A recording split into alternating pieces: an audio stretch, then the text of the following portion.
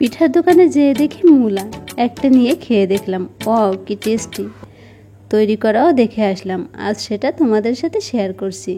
দেখো বন্ধুরা, মূলা পিঠা তৈরির জন্য আমি এক বাটি নারকেল নিয়ে নিয়েছি আর এক বাটি গুড় নিয়ে নিলাম। আমি এখানে খেজুরের গুড় নিয়ে নিয়েছি।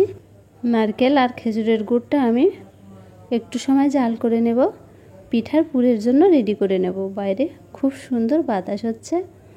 আমি নারকেলের পুরটা খুব সুন্দর করে রেডি করে নিলাম। দেখো বন্ধুরা, কালারটা কত সুন্দর হয়েছে। এবার আমি কড়াইতে একটু জল দিয়ে দিলাম। আমি এক বাটি জল দিয়ে দিয়েছি। এবার দিয়ে দিলাম সামান্য একটু গ্রিন ফুড কালার। এবার 2 বাটি আটা দিয়ে দিলাম। এখানে আটা অথবা ময়দা দুইটাই ব্যবহার করা যাবে। আমি 2 বাটি আটা দিয়ে দিলাম। আটাটা আমি এভাবে একটু সিদ্ধ করে নিচ্ছি। যেহেতু মূলা গাছটা গ্রিন কালার, তাই একটু গ্রিন ফুড কালার দিয়ে দিলাম। ফুড কালারটা কিন্তু দেখার সৌন্দর্যে দিয়ে দিয়েছি। এবার একটু সময় ঢেকে দিয়ে রাখবো, যেন আটাটা শক্ত না হয়ে যায়।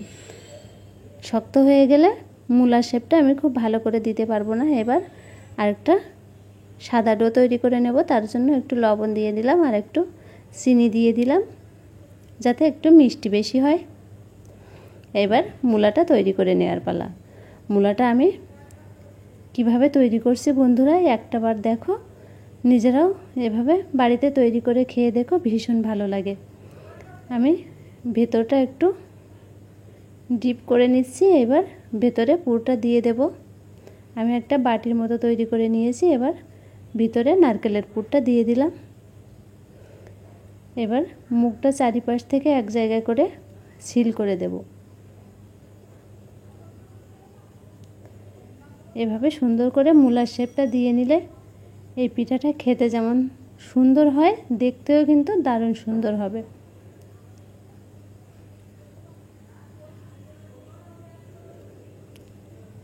আমি এভাবে করে মূলার শেপটা দিয়ে নিলাম। এবার ডিজাইন করার পালা। আমি মুখটা এভাবে করে কাউচি দিয়ে কেটে দিচ্ছি, যাতে মুখটা গাছ গাছ মনে হয়। ছোট ছোট করে কেটে দিচ্ছি কাউচি দিয়ে।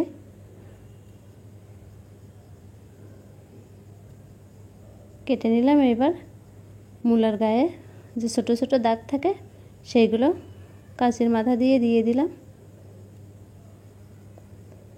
আর শিকড় থাকে, আমি সেই শিকড়গুলো দেওয়ার চেষ্টা করব।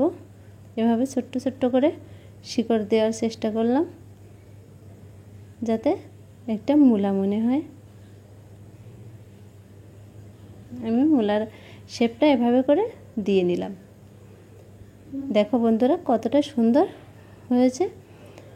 মুখটা কিন্তু পুরা সিল করে দিতে হবে, না হলে গুড়টা বেরিয়ে যাবে। ভেতর থেকে পুরটা বেরিয়ে যেন না যায়, তার জন্য মুখটা সুন্দর করে সিল করে দিতে হবে। আমি আরেকটা মূলা এভাবে তৈরি করে নিলাম। সবগুলো মূলা তৈরি করা হয়ে গেছে। আমার বাবু একটা লঙ্কা তৈরি করেছে। লঙ্কাটাও কিন্তু বেশ সুন্দর লাগছে। এবার মূলাগুলো ভাপ দিয়ে নেওয়ার পালা।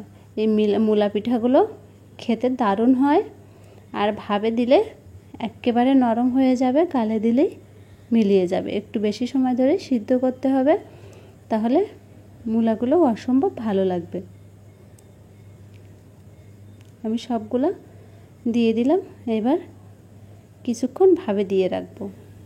একটু পরে আবার ফিরে আসছি। দেখো বন্ধুরা, কতটা লোভনীয় হয়েছে, আর ফুলে অনেকটাই বড় হয়ে গেছে। সাদা ধপধপ করছে পিঠাগুলো। আশা করছি আজকের এই রেসিপিটি তোমাদের কাছে ভীষণ ভালো লেগেছে। যদি ভালো লাগে একটা লাইক দিও প্লিজ। আর যদি নতুন বন্ধু হয়ে থাকো, সাবস্ক্রাইব করে আমার পাশে থেকো প্লিজ। সবাই ভালো থেকো, সুস্থ থেকো।